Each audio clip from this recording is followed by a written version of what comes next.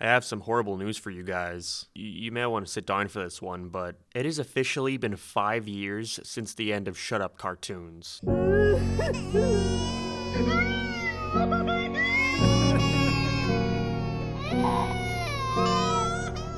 What do you mean, what Shut Up Cartoons?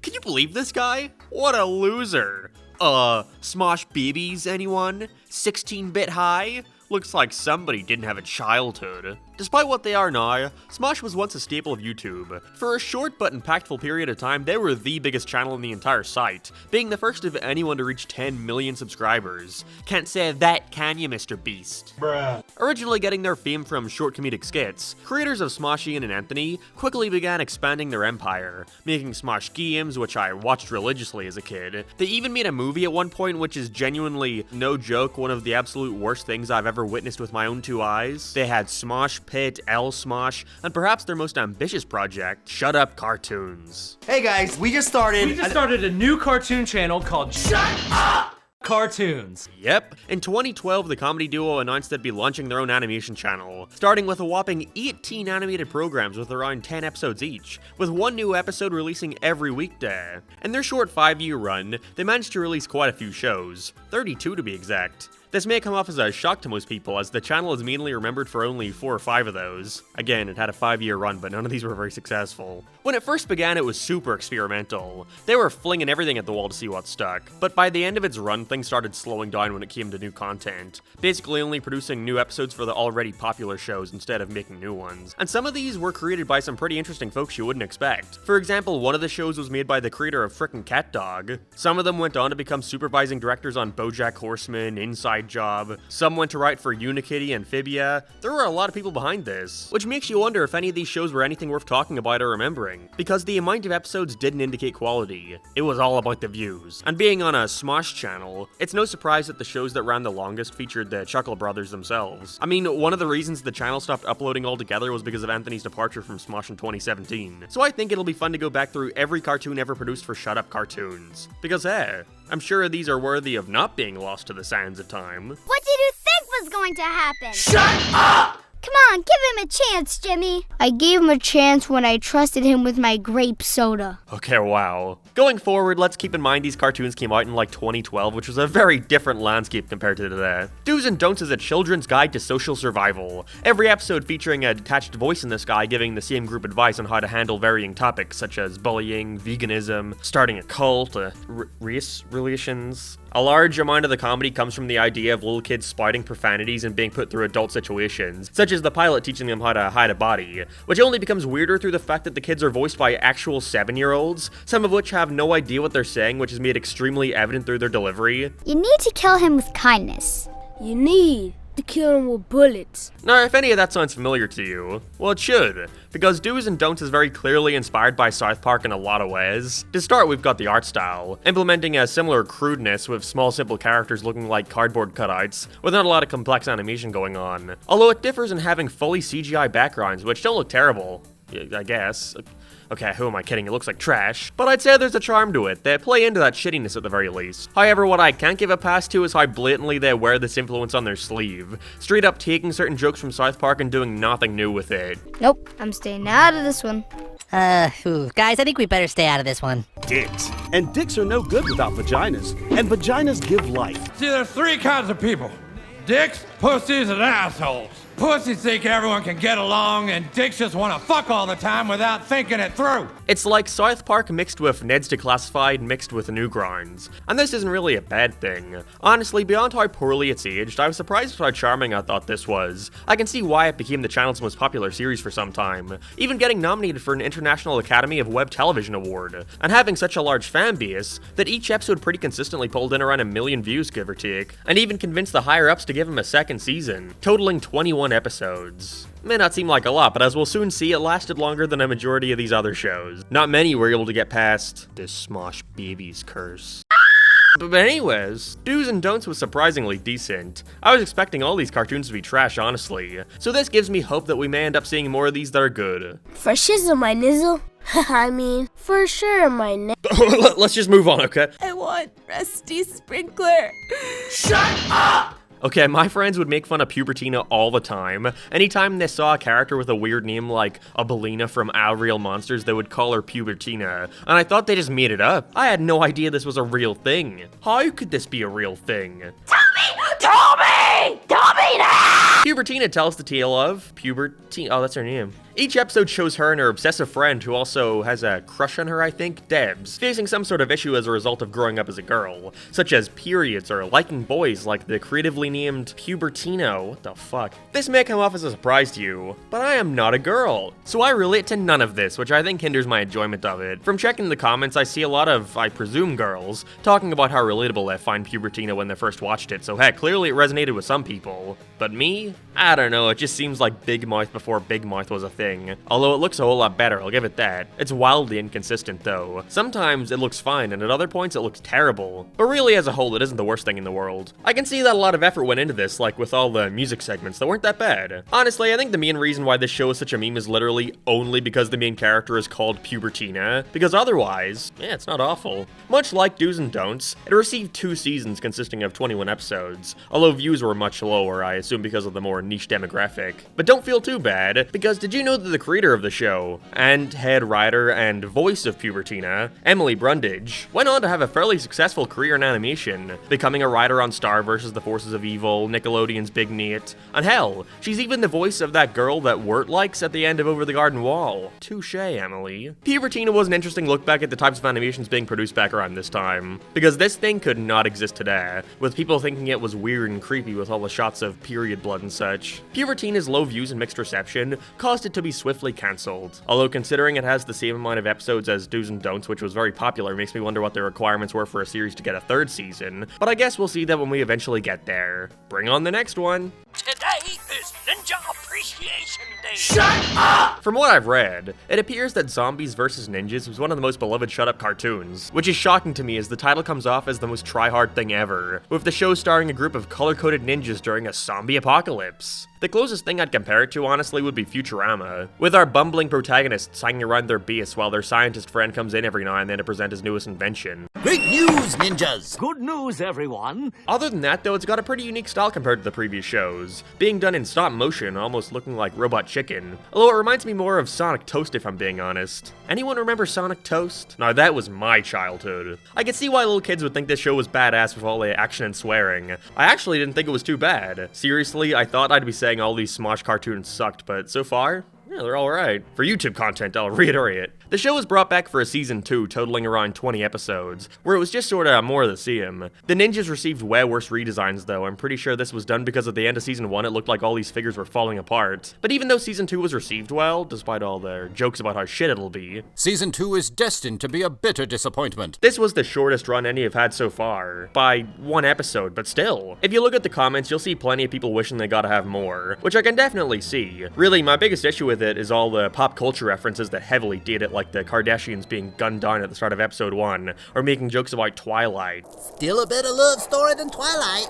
Remember Twilight? That thing that every single show ever thought they were being original for making fun of? Again, this cartoon was received well from the fan base, but I can only imagine the views weren't there to warrant supporting a 3rd season. Not even the finale was able to break 250k, which is pretty abysmal considering Pubertina and Do's and Don'ts were able to reach almost 1 million on each episode. Still though, Zombies vs. Ninjas? Yeah, it was alright. I'd probably say I enjoyed Do's and Don'ts more, but I can see why folks like this one. Hey, that's racist! Is that racist? Shut up! Krogzilla is the first cartoon here that I can say I myself thoroughly enjoyed, which I would have never expected given the intro and premise. A giant sea monster who was born in a volcano gets shrunken down 200 feet by humans, and now he just needs to find a job. Each episode shows him in a new setting trying to find a new line of work, with a couple of recurring characters like a rival monster who's been doing infinitely better than him. The main thing that sets this one apart from the others, and what makes me like it so much, is our protagonist and the tone. Compared to how epic and lol-xd funny the others have been, throwing in vulgar swearing and blood and shit for the sake of being edgy, Krogzilla has a super slow pace and quiet tone. The episodes mostly consist of a few characters standing around and talking in a couple locations, with Krog getting frustrated and eventually losing each job. I love him, he acts and sounds like BoJack Horseman, having something snarky to say about every scenario. He steals the show. Did you ever think you'd work at a place like this?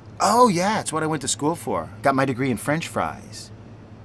I can tell we're gonna be friends. It's got a very improvisational feel, which works wonders given how mundane every conversation is. And the art style lends itself towards this very well, being very simple and flat. You know how much I love me some thick outlines. This series only ran for 10 episodes. It wasn't that popular, despite most people considering it the best shut-up cartoon out of all of them, which I understand, to be honest. When put up against these other shows, it's clear that it does not fit in very well, but I'm happy to see that even though it had a pitifully short run, it got to have a proper finale, with him finding a demolition job that plays into his strengths, and even has a nice little song. What a solid mini-series. Also, like Pubertina, the creator here also went on to have a much more prosperous career. Or I guess, like, he had one before this cartoon, but whatever. Did you know that not only was he a writer for a bunch of VeggieTales stuff, not only was he the writer and director of Hoodwinked, which is a pretty good movie, even voicing the little squirrel thing, but did you also know that he was a writer on Dougal? Well, God, they can't all be winners. Krogzilla left me pleasantly surprised. Although considering we're only on cartoon 4 of 32, I'm a tad worried we've peaked a little early. Guess there's only one way to find out. Snowjacked. Shut up! Do you think that the word Snowjacked is funny, or are you a normal human being? Yeah, that's what I thought. Well then, Snowjacked is most definitely not the cartoon for you, because it mainly just consists of the characters standing around and clarifying that they're looking for some people who were snowjacked. Snowjacked shows us this girl looking for her family. They've been snowjacked, with this asshole guy coming and saying that he can help her find her snowjacked family. Snowjacked! If you couldn't already tell, I'm not really a fan of this one at all. First of all, the animation is terrible. The art style itself isn't that bad. I like that the characters look like their faces are made out of construction paper and pen, but it's all tweened together, which looks hideous. Like, that's clearly what they're going for. There's no way they looked at these walk cycles and thought they were genuinely good. But when it comes to stuff being purposefully bad, that doesn't give it an immediate pass. It's the difference between South Park and Block 13. What doesn't help is that the writing is not funny enough for you to look past the horrible presentation. The main character is dumb and an asshole. That's his only trait. Most of his jokes just consist of him being rude, or someone announcing a joke before it happens. What's your biggest fear? A window smashing in my face? Oh no! The only thing I can imagine folks getting out of this one would be the ongoing story. But even then, I couldn't find myself giving a shit, because all the episodes are so short. What doesn't help is that a large chunk of them is dedicated to the intro and the next time on Snowjacked endings. Turns out the girl's family have been dead the whole time or something. Ends on a big cliffhanger with all the main characters' graves, but fuck me if I was invested at all in wanting to see where it continues. So lucky for me, it was cancelled after 10 episodes. This is the first one where I could see why it never continued. It appeared nobody really cared that much given the awful view count. Although as I think we go on, we're gonna see less and less of these have views up in the millions. I can imagine when Shut Up cartoons first launched, those first 3 shows got a major push in viewership because of people checking in to see what the new channel is all about. So from this point on, we're probably just gonna be seeing the true Shut Up cartooners in full force. But in terms of Snowjacked, yeah, let's just say I'm not shedding a tear over its lack of popularity. Oh hell yeah, I love pizza. Shut up! Naturebreak was also pretty heated when it first released, mostly because of how it replaced Do's and Don'ts when that one was off the air. And I wish I could say that upon watching it I saw a real hidden gem, but no, not really. Naturebreak is a sketch show, not really following any sort of cohesive narrative, and instead it's a parody of the National Geographic or some shit like that, with each episode featuring a variety of animals having mundane conversations with each other. That's sort of it. If you've seen one episode, you've seen them all. And sadly, these conversations really aren't very funny. Again, they're all super mundane and come off improvised because of how directionless a lot of them feel. But if you look at the credits, there's a fuck ton of writers. What kind of business do you do? Oh yeah, what kind of business do you do? No, what? Yeah, but what? No, yeah, what's your what kind of business do you do? Oh no, really, Graham, what's your business? No, but what kind of business do you do? Why would you even bother making a business card, Graham? You don't even have a business. They're mostly all structured in the exact same way, with an overly long and boring setup, only to end on a crappy punchline, with all the characters then being killed in some way. And other than a couple voice actors who give a solid performance, many of them simply sound like they're reading a script, which doesn't work that well for this type of deadpan humor. Reminded me of wacky game jokes for kids, but at least that was ironic. Why is Final Fantasy VI afraid of Final Fantasy VII? Why? Because Final Fantasy VII sold more copies in Japan and North America. If I could list a positive, it would for sure have to be the visuals. The creator of Naturebreak, Mike Hollingsworth, who not only became a supervising director on BoJack Horseman, Tuca and Birdie, and Cat Burglar, was also an animator on The Ricky Gervais Show, and boy is that apparent. I love the style. It's the closest any of these have gotten to looking professional, although given the concept I was a little disappointed to see that all the animals are just cycled through and reused at times, which is an obvious budgetary restriction, considering they had the entire animal kingdom to work with. Oh, sorry. Wow, did I just step in? Yeah, I stepped in llamas. I'm just here. Is this not Pubertina? I'm here for the audition. Well, I like that part. I could see folks liking this one, but for me, just doesn't push this idea far enough considering it's pretty good concept. So my review? Just watch the Ricky Gervais show instead. You really didn't think this out ahead very well. Shut up! Weasel Town fucking sucks, dude. There's no way around it. Not even Smosh fans liked this one. And they like Smosh. It stars a cat and a dog getting into shenanigans while living in the titular Weasel Town. But not much interesting ever really happens. Take the first episode, for example, where the cat wants to get out of going to a funeral, and so builds a robot version of himself to go in like a mech so he can sit inside of it and play video games at the funeral. How about the episode where the cat thinks that he may have gotten the gad gene? He doesn't. Seriously though, I could barely even pay attention to the plots. I was much more concerned over how fucking ugly it looks. What are these character designs? How did this get approved? They couldn't even get good mics. I don't need a dentist to fix my tooth. I'll just pull it myself. Are you crazy? This wasn't made by hacks either. One of the creators went on to write for some of the later episodes of SpongeBob, which initially was a red flag considering it's the later episodes of SpongeBob. But after seeing the ones he worked on, I actually recall liking some of them like Patrick the Game or Bulletin Board. And the fucking co-creator is fucking Mark Hamill's son. Yes, that Mark Hamill, Luke Skywalker. Now, I don't want to say that this cartoon was only picked up because of that fact, but you know, either way, the cartoon sucks. Again, nobody liked this one. It barely got any views, and the first episode had a pretty high amount of dislikes. It's no surprise it wasn't picked up for a second season. If anything, I'm shocked that Smosh didn't see the awful reception it was getting and canned the project altogether before wasting more money on it. I have to make it clear I have nothing against the folks who made these. To reiterate, made some stuff I actually like later on, but this is just not good, plain and simple. Dude, I didn't even fucking mention the fact that every transition has this terrible guitar riff with characters shouting the name of the show. I'm telling you, this shit was torture to sit through. Weasel Town! Weasel Town! Who dares challenge Mucusins? Shut up! Here we have the first cartoon that I actually remember. I tried watching a couple episodes as a kid because it was plastered all over the channel. I wonder why. But I couldn't get into it. Again, 10-year-old me was there for Smosh, not girls. Ugh. And at the time, I would not be caught dead watching anime. In Ireland, that is an open invite to getting your shit kicked in. Despite that, it was one of their consistently biggest shows, running for an entire 30 whole episodes. Like, slow your roll, I can't even count that high. It features Oishi having to go to a normal high school IRL, with her father being a washed-up warrior and being fired. So it's just one big fish out of water show. Compared to what else was coming out, this was a super ambitious project, mixing live action and animation.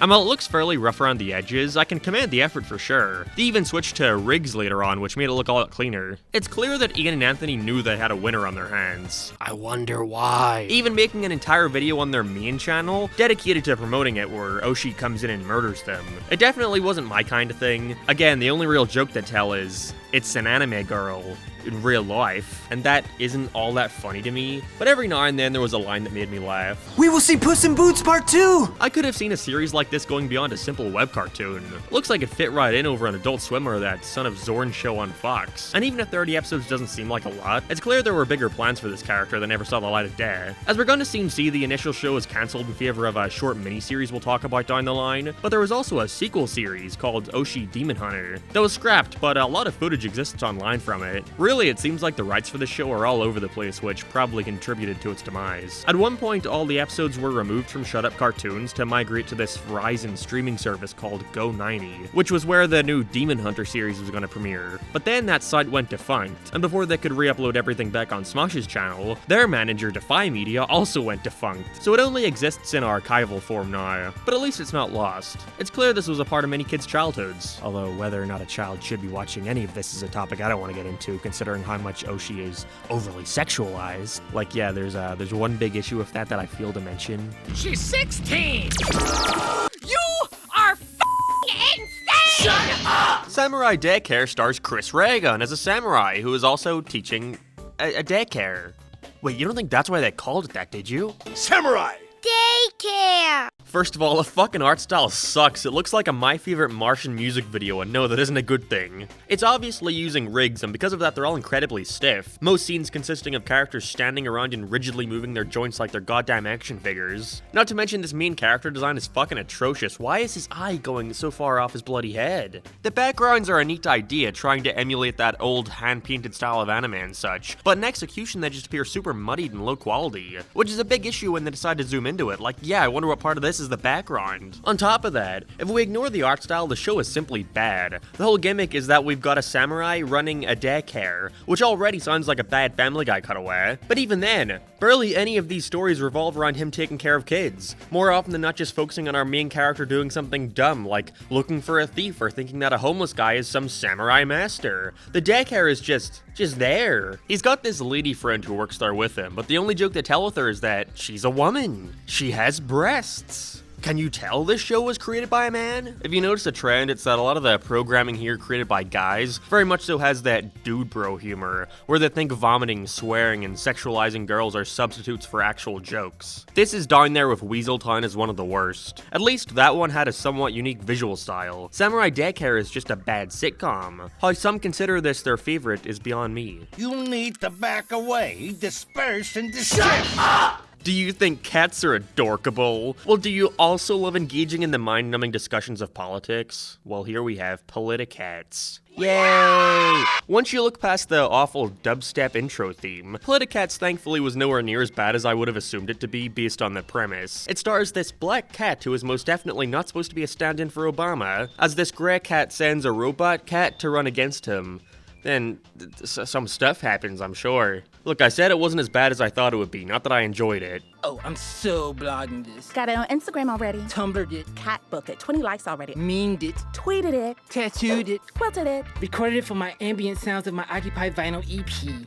Coming soon. My main issue with it, other than the humor, would have to be the pacing. It feels like the writer has so much ground they want to cover, but knows they only have 3 minutes and 10 episodes to work with. And because of that, no single episode really stands on its own. They're just stopping and starting at random points because they ran out of time, and it really hurts my engagement. It's too fast, and I couldn't always keep track of what was going on because of this. The visuals aren't really my thing either. I never really liked that method of animation where every character is a moving PNG. I blame fishhooks on Disney for my distaste of that style. It was always pretty ugly to me. But I can see why some would find it charming, I guess. Really, I was glad to see, though, that the show was fairly self-contained. There's quite a bit of political humor, you know, as you'd expect, but it isn't shoved down your throat nearly as much as I was expecting it to. This could have easily been super current and preachy, but because they avoid that for the most part, it's allowed it to remain fairly timeless, which is good, I guess. Although I'm not sure how many people out there are gonna remember this from their childhoods. Politicats was popular and people liked it a lot, but once again, the views just weren't there to warrant anymore. As we're gonna see, many of these cartoons just never got past their initial 10 episodes they were picked up for. I think this whole idea of cycling out series for new ones every 10 episodes wasn't the smartest idea on Smosh's part. Because you're either gonna have people who don't enjoy it and know they've gotta wait another 10 weeks for something new, or people who did like it now have their favorite show off the channel, and now are just dead subscribers. Which is reflected through how most of these next cartoons receive very low views. Just a flawed idea from the get-go. Hell, let's just be glad this didn't come out a few years later, or we would have had to sit through yet another bad Trump cartoon. The best game ever. Can I play? Shut up! Oh wow, we finally have it. The first Shut Up cartoon to receive an entire 3 seasons. Jesus Christ, this must be the greatest cartoon ever made. Planets is a very smart idea, featuring all the planets in our solar system talking and having their own personalities. It's kind of like that Your Daily Horoscope cartoon from a while back. Wait, whatever happened to that? Did it come out yet? Wait, okay, so there's apparently 85 episodes of that thing. When the fuck did that happen? Yeah, so planets. It's good. The animation is great. All the planets look so distinct, despite the fact that they could have gotten away with very minimal designs. But no, they're all great, and the way their expressions are animated looks quite good. Although we can never shake that the mouths moved like a Meat Canyon cartoon. If there's something worth criticizing, it's that I think so much more could have been done here. Again, all the episodes are so short that barely anything can really be covered in them, which leaves a lot of them feeling quite forgettable. Like the final episode, where Earth's parents show up after having abandoned him, and then Earth just says it's okay for them to leave again, saying it's at least nice to know where he came from. But no time was given to establish that they actually cared about this, or were hurt by the abandonment, or them coming to terms with being alright if their parents leave again. It feels like there's so many missed opportunities because it's restricted to being a quick and snappy web cartoon. Another part of them all blending together is a sad byproduct of the concept. You know, you're restricting yourself to only having stories that take place in space. You know, it's not much to do there, is there? Sometimes they get around this by having a Las Vegas stand-in at one point and such, but a lot of the shorts simply consist of all the characters floating around and talking when it seems like much more could have been done here. Still though, Planets is without a doubt the best cartoon quality-wise so far. I preferred Krogzilla because I liked that character more, so I could look past some of the other issues, but everything about Planets is super professional, and I hope whoever made this went on to have a good career. Known for. Director, Planets. Writer, Planets. Actor, Planets. Planets received millions of views pretty consistently, some getting up to 4 million, which is super impressive, and shows that not all is lost. If the cartoon is good enough, it seems like people will watch. Wonder if anything else will amass as big an audience as this one. Tilt the world, tilt the world, tilt the world, tilt the world. Shut up! Our next cartoon, Really Freaking Embarrassing, has a really freaking interesting catalog of credits. Not only was the whole thing created and put together by creator of CatDog Peter Hannon, but did you also know that in the credits not only is Tom Kenny, the voice of SpongeBob, listed, but also Steven Hillenburg, the creator of SpongeBob. Tom Kenny provided some voice lines which can be heard at times. Morning, Miss Bridget. And so I have to assume Steve had done the same, since he's only credited as invaluable assistance, which is as vague as possible. Really Freaking Embarrassing was surprisingly widely hated by Smosh fans, who wished it to be removed from the lineup upon seeing the trailer. But when I sat and actually watched it, I thought it wasn't too bad. Although I can see why shut-up cartoon viewers didn't enjoy it. Every episode features somebody recounting an experience from their past that was really freaking humiliating. From vomiting on a kid's carnival ride to shitting on a stage. They're basically like storytime videos before those became a massive genre on YouTube, which you'd think would set it up for success, but it does have some issues. I think the major one that brings the whole thing down is that the people telling their personal stories don't have a script, coming off more like Peter sat them down for a couple minutes to quickly tell the event off the top of their head, which gives it a bit of charm in being so off the cuff, but I can't help but feel like scripting these would have not only allowed them to cut out a lot of the rambling and long pauses, but also allow them to inject a lot more personality in with jokes and such. Storytime videos were such a big hit because viewers were able to grow attached to the personality behind them, but when every episode follows a different person telling their tale, it's less likely someone would even care about what's being said. What also doesn't help is the art style, which I personally have no issues with. I think it's pretty well stylized, but it's definitely not conventionally appealing. Same goes with the topics they talk about. I'm surprised how much they got away with animating and showing on screen uncensored, but I can imagine it grossed a lot of people out and put them off it. I don't know, maybe the cartoon would have been received better if it had more white. Even still, despite not doing well at all, you know, it's one of the least popular out of any shut-up cartoon, I enjoyed Really Freaking Embarrassing quite a bit. It just wasn't the right time for it. A couple years later and some better presentation, and this could have been huge. I mean, just look at Planet Dolan. Peter ain't losing any sleep though, currently working on a PBS show with Rocco creator Joe Murray, though it's safe to say that he isn't missing Smosh all too much. My dad is the greatest demon hunter of all! Shut up! See, this is what I was talking about before. This is what Oishi High School Battle was turned into while it was still on Smosh, Oishi Origins, which is a 3-part miniseries explaining what led to the main show, you know, despite the intro already doing that. They never even changed the intro for the spin-off, not even the title on it, even though it condenses the whole miniseries into a title theme. So if this is your first time watching the thing, then the ending is literally spoiled in the first minute. This ultimately makes the whole thing feel pretty pointless. All 3 parts are running with the story of Oishi feeling ashamed of her father for being so washed up, and trying to make sure that he's respected again before she's given her animal sidekick, whose cuteness will depend on the popularity of her family for some reason. But like, we already know he feels, he gets fired and they move on, so like, why do I care? It's not to say it's terrible. Really, if you look at it as its own thing, it's honestly fine. It's only like 10 to 15 minutes total, so it doesn't overstay its welcome, and there were a couple moments I find humorous. I should have known something was wrong when I stopped getting trophies like this and started getting trophies like this. Also, I'll give credit where credit's due. Visually, it looks pretty good. It's still rigged animation, but it works much better here than in Samurai Daycare. I think a large part of that has to do with the character designs here being better. In that one, you were forced to sit and look at the unmoving, dead-eyed expression, whereas here it fits a little better, given that anime is much more focused on limited facial movements and stuff. Not all anime, mind you, don't get up in arms about me saying that, but from the bits and pieces I've seen of it, this style fits much better here. They fucking upped the sexualization tenfold though, it's shameless. There's like a bunch of more anime anime girls here too. Someone clearly had fun designing these guys. And it can be a little off-putting at times since, again, this is a show aimed at 12-year-olds. But alas, Oishi Origins is alright. Unneeded for sure, and removing the main character from the real world and putting them in an anime world removes a lot of what made that show unique, but still, wasn't the worst thing in the world. Again though, this is it for Oishi since their next series was cancelled. So Shut Up Cartoons have just lost their most iconic show. Wonder how long it'll be until they find another. Shut up! Shut up! Icons of Teen was yet another series that was fairly disliked upon release, with many thinking that it sucked. The closest thing I could possibly compare it to would actually be the one made by the Cat Dog creator where the people tell embarrassing life stories. So can I take that and replace the speakers with fictional characters like Han Solo or Indiana Jones, or also celebrities like Oprah? And oh yeah, also all the stories are made up. For example, the first episode sees Spock recounting a time where he helped a leprechaun find his pot of gold, or Ripley from the Alien movies pretending to be a kangaroo's baby, or Master Chief taking a driving lesson. Any of those hilarious concepts got you on the floor and laughter? No?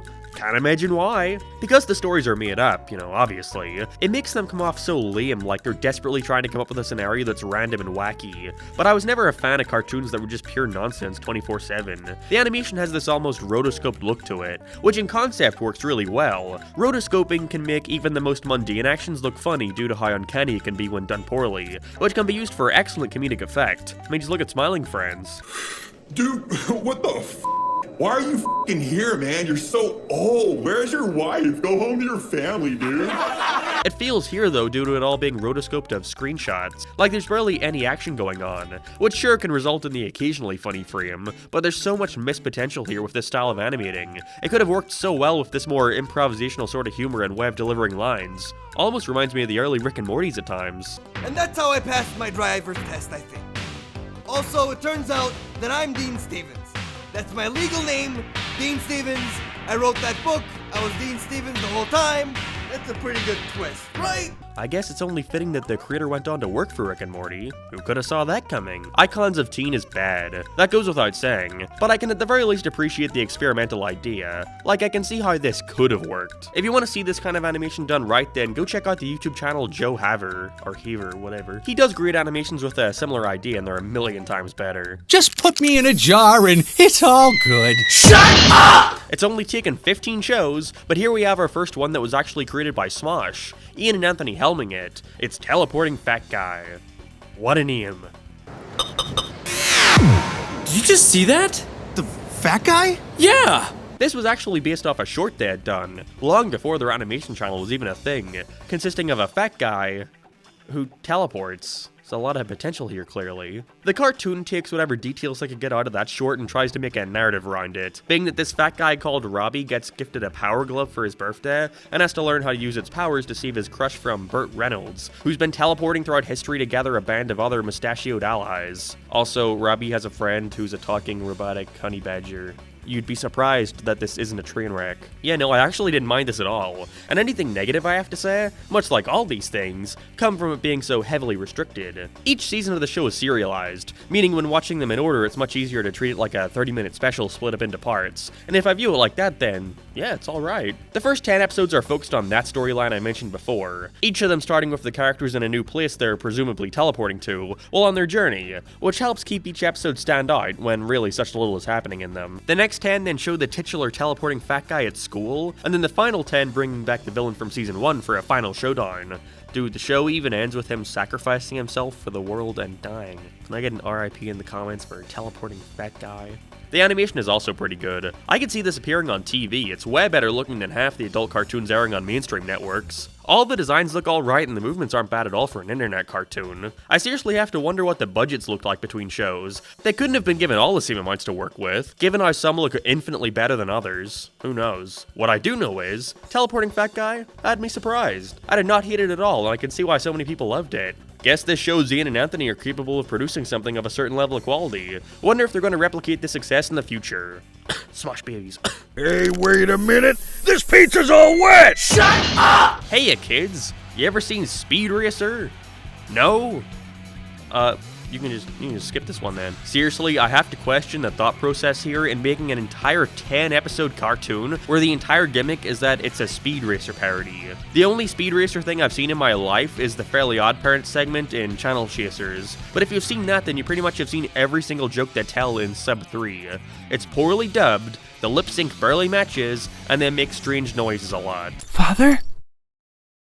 No. I can't even, like, where's the joke? The whole concept here is that Sub 3 is a guy who works at a pizza place and has to deliver pizzas very fast. The only somewhat clever thing about this whole cartoon is the gimmick of having to deliver the pizzas in less than 3 minutes, which is fitting since, you know, all these cartoons are 3 minutes long.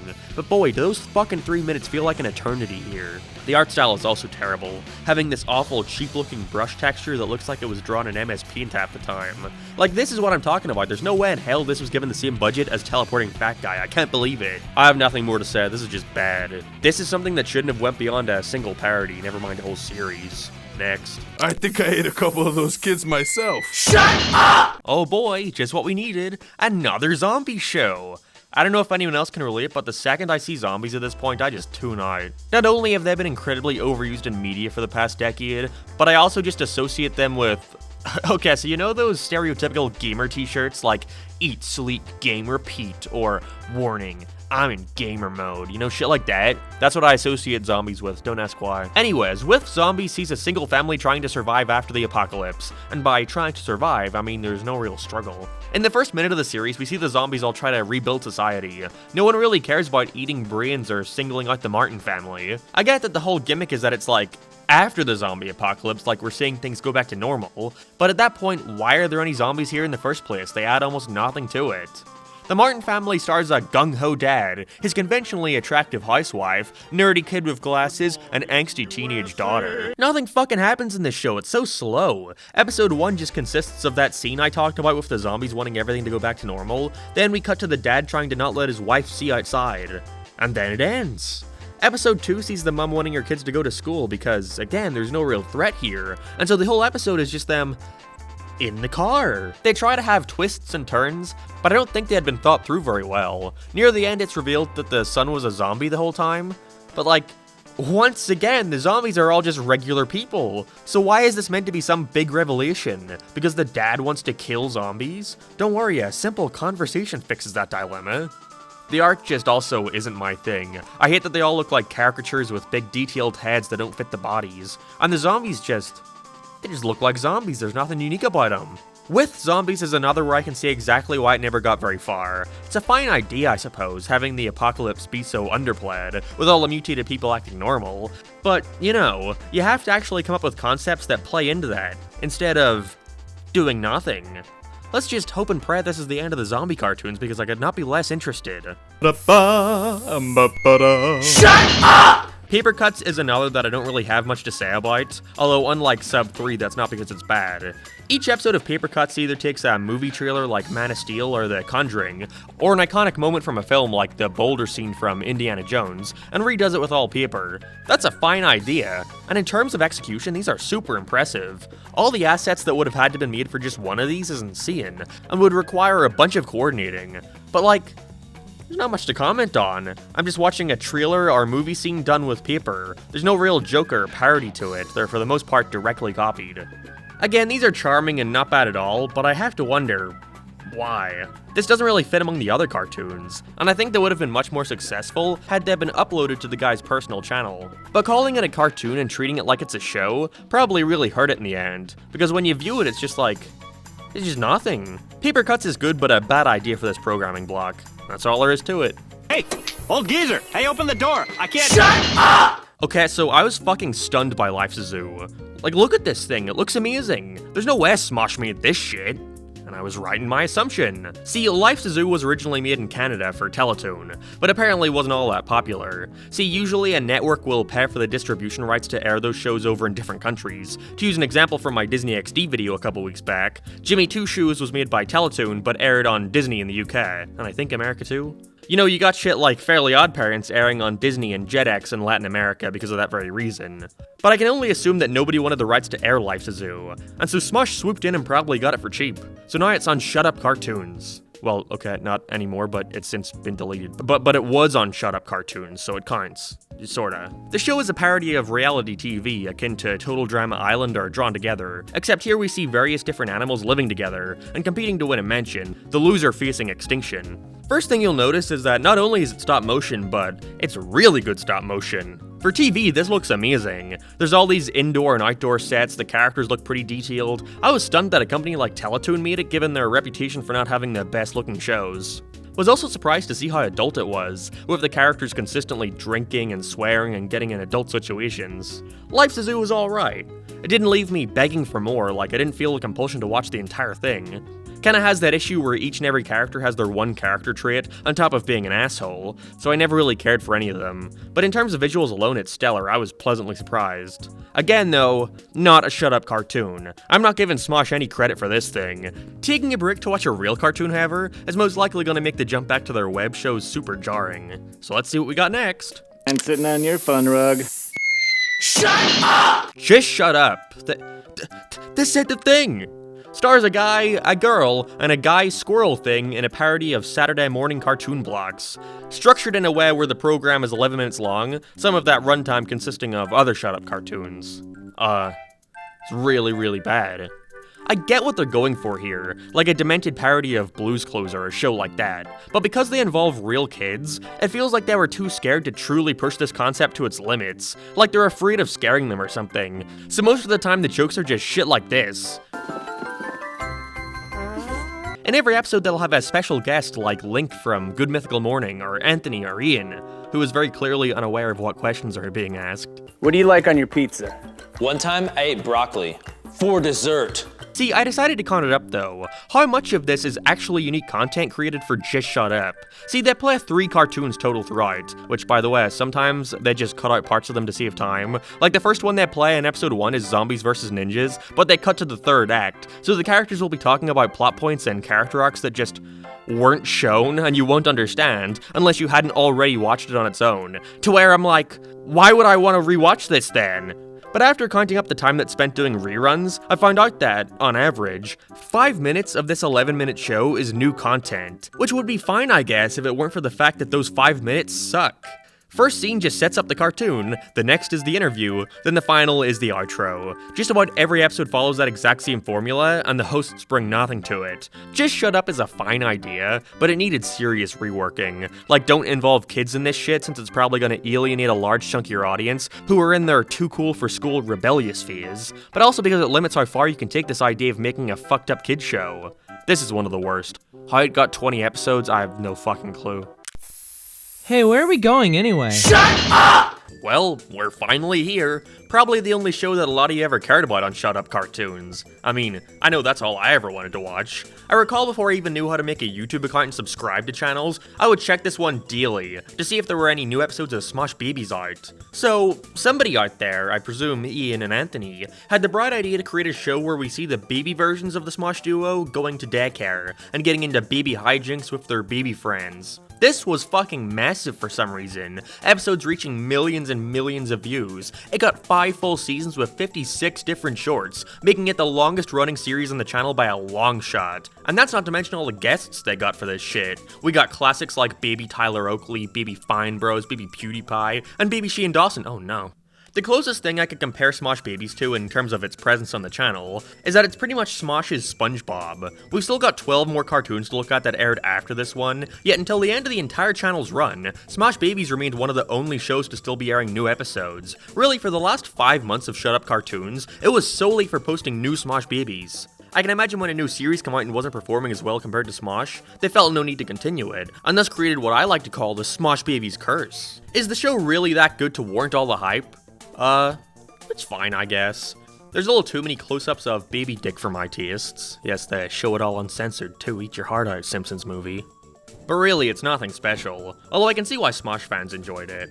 Don't let the concept fool you, it's pretty edgy. There's a lot of swearing and piss and shit, and again, sadly, nudity.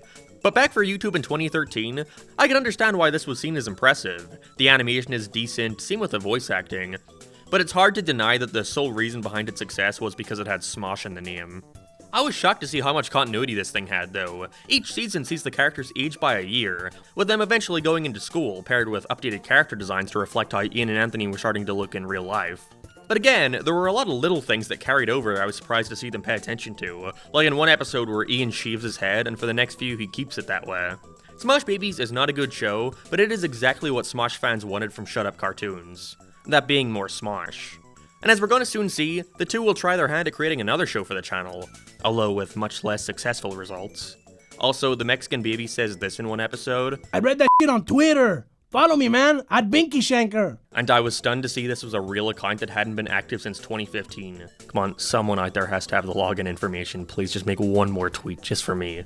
Books, save their lives. iPad, throw it out the window. Shut up! Munroe was created by the same guy who did Icons of Teen. How he got another series is beyond me. Not to insult him or anything, I genuinely just mean like what was the process of getting picked up for a second show? I really want to know more about the behind the scenes process of making these for Smosh. So if any creators are somehow watching this and also aren't pissed at me for potentially criticizing their work, hi.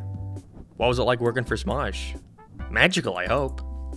Munroe sees a guy called Munroe working for a government agency, and having to try and take down the evil group called the Group of Evil. It has the same visual style of Icons of Teen, being rotoscoped, although I'd say it's much better accomplished here with there being much more movement, which results in way more funny moments because of how dumb it looks. Although I'm not really a fan of the color choices, they're way too saturated, and unpleasant to look at, especially on our main character. Again though, they could have pushed this way further. Once again, I'd like to redirect you towards Joel However, who does this type of animation to much funnier results. It also has the same writing issues that Icons of Teen had, where most of the humor derives from characters being random and spouting nonsense, in theory catching you off guard and making you laugh, but having that sort of writing paired with these visuals makes the whole thing come off confusing, like you can't really track what's going on at times. Although that might also be due to me getting bored and tuning out of it every now and then. Whoopsie. The series ends on a cliffhanger but was not picked up for a second season. Oh no! Yeah, I don't really have that much stronger review on Munroe as I did his last work. It's for sure better, but, better doesn't always mean good. Ninja, what you doing here? Shut up! First look at the thumbnail and I can already tell this is gonna be a rip-roaring good time for all the family. Otaku Taco Truck. Yep. I can hear you all now. I know I said taco differently to you, but it stars Swiss, Koala, Mari, and her pet Chi-Chi running a taco truck, and finding themselves the target of all these competitors, who want their oven as it's apparently super powerful or something. First thing you'll notice is that it looks like a mobile game advert, but a cheap one. It's going for that chibi style with very simplistic animation, so at that point I don't know why they just didn't go with frame by frame. The best thing about rigs is that it's obviously much faster to produce content with, but when there's already minimal movement going on, it seriously couldn't have been that much harder to just do frame by frame, especially with how lazy they get here, just stretching their mouths up and down to emulate that anime lip sync style of flapping the mouth without it necessarily matching the dialogue. The main gripe I have with this show though is the writing. It has this issue that plagues so many cartoons where it thinks that simply referencing something is funny in and of itself. I feel like I bring this complaint up often, so let me clarify. There is nothing wrong with references in your thing. So much media I enjoyed is filled with references to other material, but I think it mostly should be used in cases where it doesn't take away from the story or your thing standing on its own, which is especially an issue if too many of your jokes just consist of name dropping, because if I don't know what that thing is, then I'm just sitting there scratching my head. It's a surefire way to make your joke less universal. From the Geico Gecko to the shape of water. We even got K. Rool in Smash! We did it, everyone! Yeah, no, I'm sure everyone watching this is ruffling so hard at this very niche reference of an obscure 90s video game character that people wanted into a niche fighting game. Again, it's just sort of lazy to me, like an easy non-joke. They didn't even use the right logo. So again, I think referencing is fine. It shouldn't be used as a substitute for writing jokes. But Otaku Taco Truck is filled with that shit, and it's the easiest stuff ever that everybody has made fun of. It's little baby boy humor. Check out old skin suit over there. He's got more mushrooms than Mario Kart. Keep it down in there, door. The Explorer's coming on. Gotta watch this shit. I ain't seen this episode yet. I'm aware I've barely talked about this cartoon, but really it left no impression on me. I could see people thinking it was fine, but again, as someone who doesn't like this sort of humor and didn't grow up with anime to care about a parody of it, it's not for me. You know what parody is for me, though? That is a Mega Buster. You guys could be expelled. Shut up! While I was eagerly awaiting for the next episodes of Smosh Babies to air, I often find myself watching this show. Because I understood the references. So upon further research, I came across the sad knowledge that this was not even a shut-up cartoon, and was instead uploaded to Smosh Games. A tragedy, I know, and so for the purpose of keeping this as quick as possible, here's my thoughts. It's like a pretty good dorkly cartoon. Jax Films voices the Master Chief Kid, which is interesting, and as a child, I desperately wanted them to do a Sonic episode, but it never came.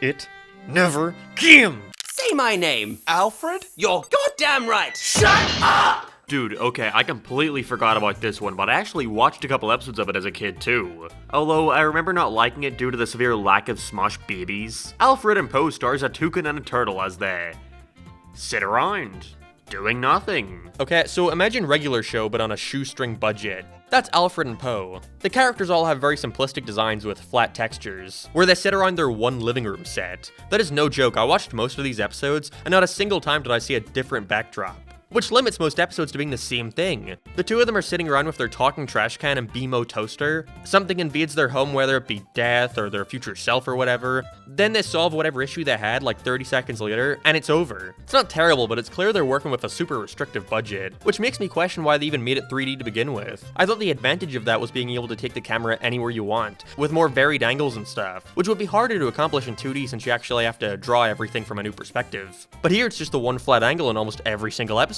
Why not just make it 2D? It'd probably look better. It's also quiet too. There's never any background noise or music, or even really sound effects. For the most part, it's only the characters talking, which gives it this oddly barren feel. This isn't all about getting me to call you Iceman, is it? Maybe? We've been through this. You have an unhealthy obsession with Top Gun. Okay, then how about Heisenberg? Yeah, science, bitch! The only thing that makes this show stand apart is that it was created by an Australian guy, so all of the characters have Australian accents. But other than that, it is completely bland and forgettable. Although the creator did go on to animate and write for Bluey, which makes sense I suppose. Alfred and Poe isn't the worst thing in the world, but it's evident how cheap it all is. Let's hope they don't try another 3D cartoon anytime soon. That's foreshadowing. Will you be quiet and unfold me? Shut up! Next, we've got Money and Cash. And can I just go off on a quick tangent and say how much I hate it when cartoons can't be bothered coming up with actual titles and just resort to it being the main characters' names? Sanjay and Craig, Pickle and Peanut, Alfred and Poe.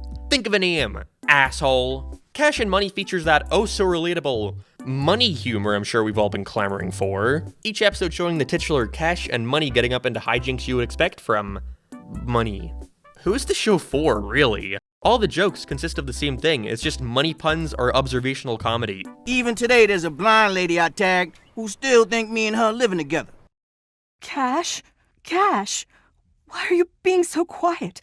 Did I do something wrong? I can't be too sure since I can't find a direct link while searching, but upon looking up the creator's name I would have to assume it's this guy, who even before Cash and Money, has been a writer and a story editor for The Simpsons. He wrote like 65 episodes.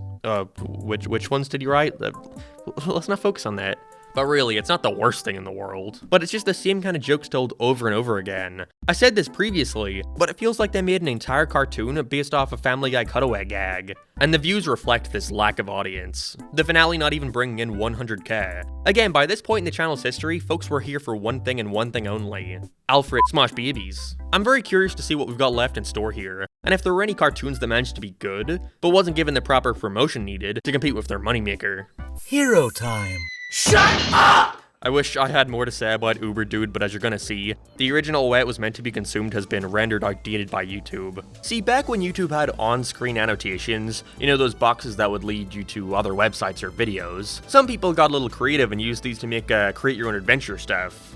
But since YouTube ditched them a few years back in favor of these little things in the top right, all these videos got fucked in the process. Uberdude seems like it could have been fine, starring a wannabe superhero moving from a farm to the big city, but each episode ends with two choices that would take you to a different video that showed you the result of your actions. But because those videos were unlisted and only accessible through clicking on the screen, they're impossible to get to now, and this was nowhere near popular enough for folks to think to archive it. Uberdude has some good animation for the time, but that's all I can really say. All these episodes feel super disjointed when you can't see how they connect. That's sad. I hate you, Dr. McTardigans. Shut up! Maganzo is shit.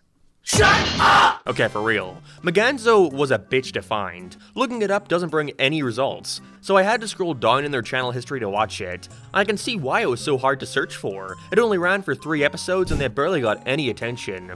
The first episode, which usually gains the most views with people wanting to see what the new series is all about, only has 59,000 views, the final one dropping all the way down to 28k. And again, it's not without reason, because it's bad.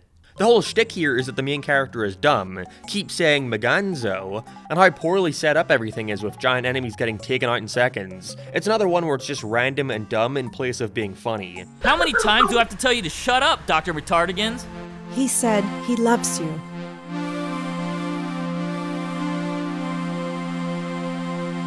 He's got his two handy sidekicks like She-Bear and Dr. McTardigan. Yeah, we're moving on. I'm sorry that these reviews have been getting shorter and shorter as we're nearing the end of this video, but there's really becoming so little to talk about. It's just annoying. Let's not waste any more time on it. Come on, Smosh, save this train wreck. Hit us again with another banger. She nailed my nipples perfectly. Shut up! It's Smosh's next big cartoon, Super Smosh. Although calling it Smosh's next cartoon isn't entirely accurate. It's more like it's the next cartoon, starring Smosh. This is dumb. When is Smosh Babies coming back? Shut up! Guys, I think they're becoming self-aware. If this looks familiar to you, well it should, because Super Smosh was created by the same guy who did Alfred and Poe from not too long ago. Except this time the show is about Ian and Anthony being given the ability to use any video game power-up they want, and so they, in theory, use this to help folks around the world, but more often than not just wind up bumbling around their house. Look what I found! It's funny because it's a penis. The animation is about on par with the last. Not terrible, but very bland. Them being able to manifest whatever they want at least leads to more unique assets though, and they usually keep things varied by switching up the art style every now and then, to some pretty good results, such as when they go inside Minecraft or have Pokemon battles. They go out of their way to replicate that style, which I can appreciate.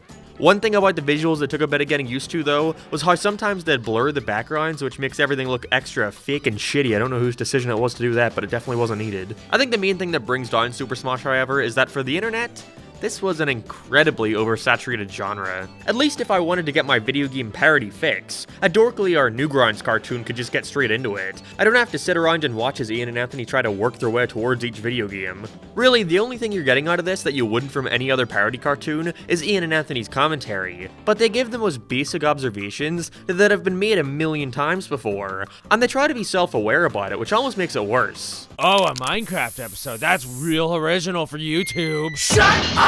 Oh look, it's a poster for Part-Timers. Remember Part-Timers? That time Smosh tried to make a live-action sitcom where they worked at a Chuck E. Cheese knockoff? Wait, what were we talking about? Oh yeah, Super Smosh. Guess who's gonna be a mommy? Yeah, it's enough of that.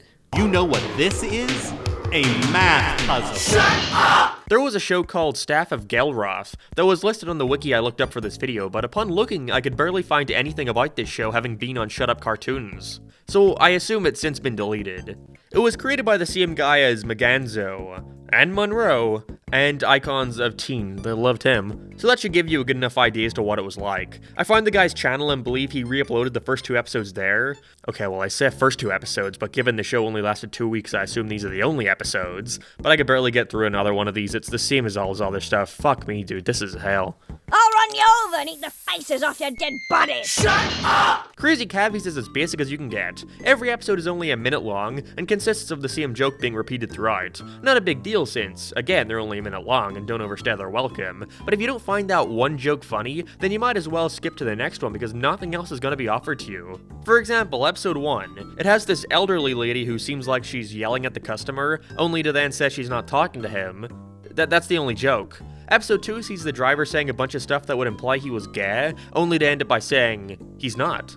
Wait, why aren't you laughing? I will say I enjoy the art style. It looks like a storybook, even if the puppet-looking animation isn't for me. But Crazy Cabbies is fine. It's ultimately harmless. Again, though, you can definitely tell how much lesser focus these non-Smosh cartoons were getting. All the comments just want more Smosh Babies, and the views have almost completely diminished. At this point, it was evident Shut Up Cartoons was on its last legs. Let's just see what we've got in this final stretch. I think the son of King Mace can handle his drink. Shut up! Scream Engine 4 is another that got barely any attention, consistently getting under 100,000 views. This one features this little annoying kid having to set out on an adventure to rescue a princess from this green guy.